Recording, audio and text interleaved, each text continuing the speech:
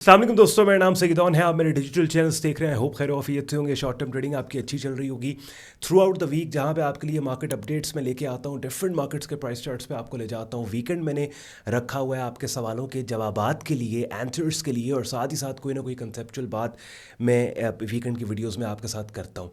Recently अभी एक भाई ने सवाल किया कि फंडामेंटल एनालिसिस की किस हद तक ट्रेडिंग में अहमियत है। थोड़ी देर में स्क्रीन पर वो सवाल भी मैं आपको दिखाता हूँ। काफ़ी लंबा चौड़ा सवाल है। समराइज़ करके पहले मैं आपको बता दूँ कि फंडामेंटल एनालिसिस की किस हद तक इंपॉर्टेंस है एक ट्रेडर की शॉर्ट टर्म अच्छी ट्रेडिंग में, और क्या फंडामेंटल एनालिसिस को हर ट्रेडर को फॉलो करना चाहिए। यानी ये जो फॉरेक्स फैक्ट्री या investing.com पे न्यूज़ और नंबर्स और इकोनॉमिक इंडिकेटर्स और इवेंट्स आ रहे होते हैं, इनको, और फिर साथ ही साथ क्योंकि फॉरेक्स फैक्ट्री अगर आप देखते हैं तो उस पर तो डेली बेसिस के ऊपर डिफरेंट इकानमीज से, डिफरेंट मुल्कों से डिफरेंट इकोनॉमिक इंडिकेटर्स आ रहे होते हैं। तो उनमें से कौन से वो 3-4 इकोनॉमिक इंडिकेटर्स हैं जिसको एक ट्रेडर ने जिनके ऊपर नज़र रखनी है। तो वीडियो बहुत इंपॉर्टेंट है, बड़ा यूज़फुल कंटेंट थोड़ी देर में आपको मिलेगा। सवाल अपनी स्क्रीन पे आप भाई का देख रहे हैं। काफ़ी लंबा चौड़ा सवाल समराइज़ मैंने थोड़ी देर पहले आपके लिए कर दिया। फंडामेंटल एनालिसिस के बारे में, इकोनॉमिक न्यूज़ नंबर्स के बारे में पूछ रहे हैं, तो उसके ऊपर मैं डिटेल में ब्रेक डाउन करके स्टेप बाय स्टेप आपको 2-3 चीज़ें बताऊंगा। सबसे पहले तो ये कि ये जो फॉरेक्स फैक्ट्री पे इवेंट्स नंबर्स आ रहे होते हैं, एक शॉर्ट टर्म ट्रेडर जो कि फंडामेंटल एनालिसिस को नहीं भी फॉलो करता, उसको भी कौन से ऐसे इकोनॉमिक न्यूज़ नंबर्स हैं जिनके ऊपर फिर भी नज़र रखनी है।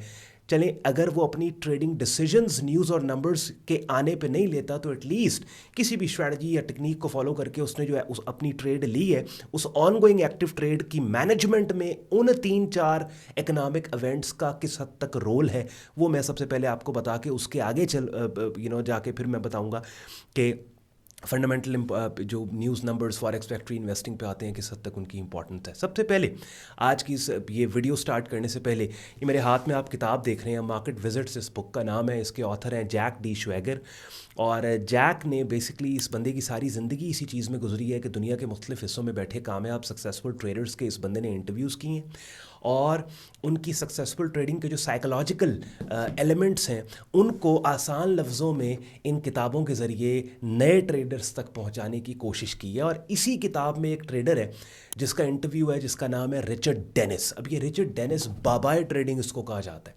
इस बंदे ने चंद हज़ार डॉलर्स के ट्रेड अकाउंट को पकड़ा और $200 मिलियन प्लस का ट्रेड अकाउंट इसने वहाँ तक ये ले गया। ठीक है। और इसी किताब में एक इंटरव्यू इसी किताब के इंटरव्यू के एक सवाल में इससे जब पूछा गया कि भाई आप बताएं कि आपकी शॉर्ट टर्म ट्रेडिंग में ये जो इतनी कामयाबी आपने हासिल की, दहाइयों से, डेकेड से आप मार्केट में पैसा बना रहे हैं, फंडामेंटल एनालिसिस का किस हद तक रोल है।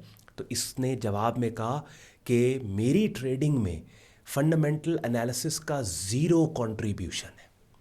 तो सबसे पहले तो अपने दिमाग से ये बात आप निकाल दें कि फंडामेंटल एनालिसिस के बगैर आप कामयाब नहीं हो सकते। नहीं हो सकते हैं, बहुत सी ऐसी टेक्निक, स्ट्रैटेजीज़ है, और वो थोड़ी देर में आगे चल के लॉजिकली मैं आपको एक्सप्लेन करने की कोशिश करता हूँ कि जो दूसरा स्कूल ऑफ थॉट है जो फंडामेंटल एनालिसिस को नहीं फॉलो करता, उसका परसेप्शन और माइंडसेट क्या है, और basic principle of technical analysis क्या है। तो बड़ी एजुकेशनल टाइप की किस्म की वीडियो ये है कि जिसके अंदर लिटरली इस वीडियो के एंड पे ऑसम आहा मोमेंट आपको आएगा। साथ जुड़े रहें। तो एंड पे आज का कंटेंट यूजफुल लॉजिकल लगे, वीडियो को लाइक कीजिएगा, चैनल को सब्सक्राइब करके बेल आइकन पर क्लिक कीजिएगा। सबसे पहले वापस आते हैं पिछली बात पे। मैंने आपको कहा था 3-4 इकोनॉमिक इंडिकेटर्स मैं आपको बताऊंगा जो फॉरेक्स फैक्ट्री पे जब आते हैं तो आपने उनके ऊपर नज़र रखनी है। एक चीज़ याद रखें कि दुनिया में जितनी भी ये जो ट्रेडिंग हो रही है फाइनेंशियल वर्ल्ड में, ये सारी ट्रेडिंग यूएस डॉलर के अंदर हो रही है। दैट मीन्स कि डॉलर से रिलेटेड कोई भी इकोनॉमिक नंबर इवेंट आता है ना, तो उसके ऊपर आपने नज़र रखनी है। दैट मीन्स कि यूएस इकानमी का कोई इकोनॉमिक इंडिकेटर, कोई इवेंट हो रहा है, तो वो फिर आपने फॉरेक्स फैक्ट्री पे उसको आपने देखना है। जिनमें से 3-4 ऐसे हैं जो प्राइमरी हैं, जिनके ऊपर आपने फोकस करना है। सबसे पहले नंबर पर है नॉन फार्म पेरोल, NFP।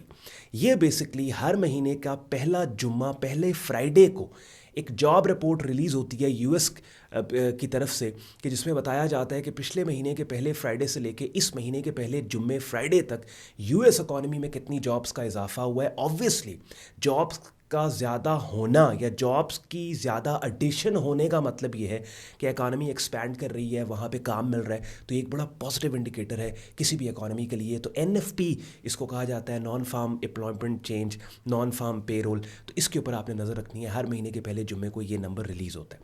उसके बाद आपका जो इन्फ्लेशन डेटा है, CPI consumer price index, PPI producer price index, ये भी बड़ा इंपॉर्टेंट नंबर है, बिकॉज जो इन्फ्लेशन नंबर्स होते हैं वो की ड्राइवर होते हैं हैं इंटरेस्ट रेट्स हाइक्स के या फिर रिडक्शन या डिक्रीज के। बिकॉज ऑब्वियसली अगर इकानमी इन्फ्लेट कर रही है तो उसे डिफ्लेट करने के लिए सेंट्रल बैंक्स जो हैं वो रेट्स बढ़ाएंगे सो दैट ये मनी सप्लाई सारी बैंक्स में जाके उनका जो पैसा है वो वैल्यूड हो और इकानमी डिफ्लेट हो। और इसी तरीके से फिर अगर डिफ्लेटेड इकानमी है तो वो लूज़ मॉनेटरी पॉलिसी करके उसको इन्फ्लेट करने की किसी हद तक कोशिश करते हैं।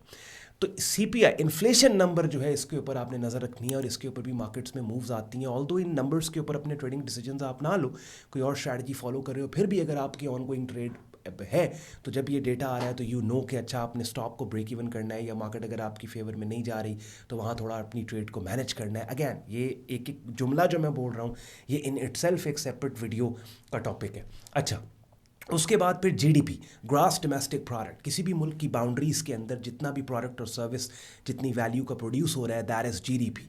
तो जीडीपी के अंदर अब यूएस का जीडीपी इसके 3 वर्जन्स होते हैं, advance, final, advance, prelim, final. तो जो एडवांस जीडीपी जो किसी भी क्वार्टर का पहला रिपोर्ट आती है फॉरेक्स फैक्ट्री पे आ जाएगा, वो हाई इम्पैक्ट डेटा होता है, उसके ऊपर आपने नज़र रखनी है, उसको आपने फॉलो करना है। और उसके बाद last but not the least interest rates, ये जो FOMC मीटिंग्स हैं उसमें रेट डिसीजन आ रहा है, रेट कट हुआ है, रेट इंक्रीज़ हुआ है, या फिर फेडरल रिजर्व के चेयरपर्सन की जो प्रेस कॉन्फ्रेंस होती है, जो इनकी स्पीच होती है और स्पीच के बाद जो क्वेश्चन Q&A सेशन है, वो ये 3-4 ऐसे डेटाज हैं जो प्राइमरी हैं, जो फंडामेंटल एनालिसिस करने वाला तो मिस नहीं कर सकता ना, लेकिन जो प्राइस एक्शन कर रहा है या टेक्निकल एनालिसिस कर रहा है वो भी कहीं ना कहीं इन नंबर्स के साथ एटलीस्ट इन टच रहता है ताकि ब्रॉडर स्पेक्ट्रम के ऊपर किसी एक पर्टिकुलर मार्केट की हेल्थ का उसको आइडिया हो। अब ये मैंने आपको गुफ्तगू करके बता दिया, ये 3-4 नंबर्स और डेटाज हैं जो इंपॉर्टेंट है। अब मैं आपको बताता हूँ कि जैसे थोड़ी देर पहले ये किताब जो अभी भी मेरे सामने पड़ी है, मार्केट विजिट्स, जिसमें रिचर्ड डेनिस कहते हैं कि उसके ट्रेडिंग डिसीजन और ट्रेडिंग सक्सेस और ट्रेड मैनेजमेंट में फंडामेंटल एनालिसिस का 0% रोल है। तो उन्होंने ऐसा क्यों कहा? बिकॉज देखिए, the basic principle of technical analysis, ये मैं नहीं कह रहा बल्कि बड़े टेक्नीशियंस कह गए हैं, वो ये है कि जितने भी न्यूज़ और नंबर्स और इकोनॉमिक इवेंट्स जो कि फॉरेक्स फैक्ट्री इन्वेस्टिंग पे आ रहे होते हैं ना, ये ऑलरेडी डिस्काउंटेड होते हैं प्राइस एक्टिविटी के अंदर। बिकॉज प्राइस चेंज, कीमत तब्दीली तब होती है कि जब उस मार्केट की सप्लाई एंड डिमांड तब्दील हो, और सप्लाई एंड डिमांड तब तब्दील होती है जब उस मार्केट में काम करने वाले पॉजिटिव या नेगेटिव आउटलुक के ऊपर एक्ट कर रहे हो। यानी ऑब्वियसली अगर गोल्ड मार्केट या बिटकॉइन मार्केट है तो लोगों की आउटलुक उस मार्केट पे पॉजिटिव है, तभी एक्सेसिव बाइंग के नतीजे में एग्रेसिव डिमांड होगी कि जिसके नतीजे में कीमतें ऊपर जाएंगी। अब लोगों ने बाय किया क्यों? क्योंकि जितने भी इकोनॉमिक इवेंट्स और न्यूज़ हैं वो ऑलरेडी इन्वेस्टर्स और ट्रेडर्स प्रोसेस करके ही तो एक्ट कर रहे हैं और बाइंग हो रही है और एग्रेसिव डिमांड हो रही है और कीमत ऊपर जाए। दैट मीन्स कि किसी भी पर्टिकुलर टाइम पे जो रियल टाइम प्राइस आपको नज़र आ रही है, जितने भी वेरिएबल्स हैं और इकोनॉमिक फैक्टर्स हैं वो ऑलरेडी उस प्राइस में डिस्काउंटेड है। और एंट्री हमारी स्टॉप पे, टेक प्रॉफिट टारगेट हमारा स्टॉप पे, स्टॉप लॉस हमारा एंट्री हमारी प्राइस पे, टेक प्रॉफिट टारगेट हमारा प्राइस पे, स्टॉप लॉस हमारा प्राइस पे। तो क्यों ना हम फिर प्राइस चार्ट पे जाके प्राइस पैटर्न्स को और प्राइस एक्टिविटी को, प्राइस एक्शन को, प्राइस मूवमेंट को स्टडी करें, इंस्टेड ऑफ दिस कि वो वेरिएबल जो ऑलरेडी कीमत को मूव कर चुके हैं उनके पीछे भागना शुरू कर दें। बात समझ रहे हैं? और दूसरी इंपॉर्टेंट चीज़ ये है कि देखिए, मार्केट मूव होती है बिग मनी से, और बिग मनी यानी हंड्रेड्स ऑफ मिलियंस और बिलियंस ऑफ डॉलर्स की जो ट्रेड होती है, those people are not sitting on their computer desk opening forex factory. ये वो लोग हैं जो फॉरेक्स फैक्ट्री ब्लूमबर्ग को ओन करते हैं यार। तो जब तक आप रिफ्रेश कर करके आप तक डेटा पहुंचता है वो लोग ऑलरेडी मार्केट को मूव कर चुके होते हैं। अब ब्लूमबर्ग का जो टर्मिनल है, जो $25,000 जिसकी सब्सक्रिप्शन फीस है, मुझे पता है उसमें और फॉरेक्स फैक्ट्री इन्वेस्टिंग.com में कोई फ़र्क नहीं होगा, बहुत डिफरेंस होगा, बहुत फ़र्क होगा। ऑब्वियसली आपको इस बात का पता है, मेरी कोशिश होती है 8-9 मिनट के अंदर मैं, आप यकीन करें मुझे स्क्रिप्टिंग करनी पड़ती है ताकि मैं कोई भी एक फजूल बात इस गुफ्तगू में ना करूं जिससे आपका वक्त ज़ाया हो या जिससे आपको एक फीलिंग आए कि यार ऑन भाई इधर उधर की बातें कर रहे हैं, टॉपिक से हट गए हैं। नहीं, टू द पॉइंट आपसे मैं बात करता हूँ, लेकिन फिर भी ऑब्वियसली समझें इस चीज़ को, भाई ये ट्रेडिंग है और ये वो चीज़ें हैं जिनके ऊपर घंटों के लेक्चर्स आपको चाहिए। नए बंदे को तो बहुत ज़्यादा ट्रेनिंग चाहिए। तो मेरी फिर भी कोशिश होती है मैं आसान लफ्ज़ों के अंदर कॉन्सेप्ट को इतनी क्लैरिटी के साथ आपके सामने यहाँ आके इन वीडियोस के ज़रिए एक्सप्लेन करूँ कि एक नया बंदा भी समझ पाए कि यार मंतक क्या है, बात क्या है, कॉन्सेप्ट क्या है, तो आई होप ये जो भाई ने सवाल किया था और बाकी लोगों को भी एक जनरल गाइडलाइन मिल गई कि आप प्राइस एक्शन कर रहे हो, प्राइस एक्शन करो, फंडामेंटल एनालिसिस की तरफ देखो ही ना, आप पैसे बना लोगे। अगर प्राइस एक्शन पे ग्रिप है, टेक्निकल एनालिसिस करो, फंडामेंटल्स की तरफ देखो ही ना, फॉरेक्स फैक्ट्री ओपन ही ना करो, पैसे बना लोगे। लेकिन अगर आप फंडामेंटल न्यूज़ नंबर्स को ट्रेड कर रहे हो तो आपको ये 4 डेटास जो मैंने थोड़ी देर पहले बताए हैं वो आपके लिए इंपॉर्टेंट है, जिसमें जीडीपी है, जिसमें इंटरेस्ट रेट है, जिसमें आपका एनएफपी है, जिसमें इन्फ्लेशन डेटा है। Very important numbers, very important datas. और अगर कोई नंबर में इंपॉर्टेंट है जो मिस कर गए हो, आप इस वीडियो के कमेंट सेक्शन में बता दें। दूसरी एक बड़ी इंपॉर्टेंट चीज़ है, वीडियो काफ़ी लंबी हो जाएगी यार, फिर आप कहेंगे ऑन भाई आपने वीडियो आज की बड़ी लंबी कर दी। चले होने दें, आज एक वीडियो खैर है मेरी नॉर्मल 8.5-9 मिनट की होती है, आज मेरी आखिरी बात सुन लें, ये भी सोना दे रहा हूँ मैं आपको, गोल्ड दे रहा हूँ। देखो समझो इस बात को, जैसे ट्रेडिंग में क्या होता है कि हमने एक्चुअल इवेंट के होने से पहले उस इवेंट को प्रेडिक्ट करना होता है और उसकी प्रेडिक्शन में हमने खुद को मार्केट में पोजीशन करना होता है। बात समझ रहे हैं? यानी अगर लेट्स सपोज मुझे लग रहा है एक बुलिश मार्केट का ट्रेंड है, और बुलिश ट्रेंड वो ट्रेंड होता है जिसमें हर हाई पिछले हाई से ऊपर हो, हर लो पिछले से ऊपर हो। और जब मार्केट ने एक ऐसा मार्केट लो बनाया जो पिछले लो से ऊपर नहीं बल्कि नीचे है, तो मेरे कान खड़े हो गए कि भाई ये बुलिश ट्रेंड ख़त्म हो सकता है, ख़त्म हो सकता है, हुआ नहीं, हो सकता है। अब इस हो सकता है के ऊपर मैंने क्या किया कि ऑपोजिट एक्सपेक्टेड ट्रेंड की डायरेक्शन में खुद को पोजीशन कर लिया। हालांकि बेरिश ट्रेंड अभी आया नहीं है, लेकिन हो सकता है पे पोजीशन किया।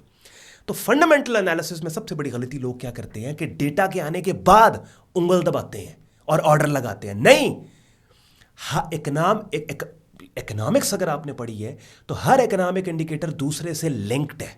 यानी मिसाल के तौर पे मैं एक बार, अगर लेट्स से जीडीपी के 4 कंपोनेंट्स हैं, ठीक है, आपके पास ये है गवर्नमेंट स्पेंडिंग है, आपके पास ये बैलेंस ऑफ ट्रेड है, उसके बाद आपके पास कंज्यूमर स्पेंडिंग है जिसके अंदर ये आपकी रिटेल सेल्स और ये सब चीज़ें आ जाती हैं, और एक इसका कंपोनेंट और है फिस्कल पॉलिसी, सब कुछ। अब ये जो जितने भी माइक्रो डेटाज हैं जिनको मिला के ओवरऑल जीडीपी बनता है, आप अगर माइक्रो डेटास को ट्रैक कर रही हैं तो इंस्टेड ऑफ दिस के एक्चुअल जीडीपी नंबर के आने के बाद आप ट्रेड एग्जीक्यूट करें, आपने माइक्रो डेटास की ट्रैकिंग के बाद इस एक्सपेक्टेशन में कि जीडीपी क्या आएगा खुद को पहले से पोजीशन करना है मार्केट में। बात समझ रहे हैं? अब अगेन वही वाली बात है, 11-12 मिनट की ऑलरेडी वीडियो हो गई है। अभी ये भी एक ऐसा टॉपिक है जिसके ऊपर एक सेपरेट डेडिकेटेड वीडियो चाहिए, लेके आता रहूँगा। मेरी कोशिश, मैंने आपको कहा था एक वीडियो अभी है, 2 वीडियोस करूँगा। बहुत सा नॉलेज है जो एक वीडियो में पूरा नहीं होता, तो डेली की 2 वीडियोस के अंदर मजीद फिर बेहतर क्लैरिटी आपको मिलेगी। ख्याल रखिए अपना, शुक्रगुजार हो अपने वक्त निकाला वीडियो देखने के लिए। मजीद अगर मेरी डायरेक्ट मेंटरशिप में एक वाइब्रेंट ट्रेडिंग कम्युनिटी का हिस्सा बन के अपने बिगिनिंग ट्रेडिंग और लर्निंग करियर को नेक्स्ट और प्रोफेशनल लेवल पर आप लेके जाना चाहते हो, इस वीडियो के डिस्क्रिप्शन में हमारी वेबसाइट sayyedon.com लिंक दिया हुआ है। लिंक पर आप क्लिक करोगे, वेब पेज ओपन होगा जहाँ पे हमारी ट्रेडिंग कम्युनिटी का कंप्लीट ज्वाइनिंग प्रोसेस दिया हुआ है। शुक्रगुजार हूँ आपने वक्त निकाला वीडियो देखने के लिए। ख्याल रखिए अपना, मुझे इजाज़त दें। अल्लाह हाफ़िज़।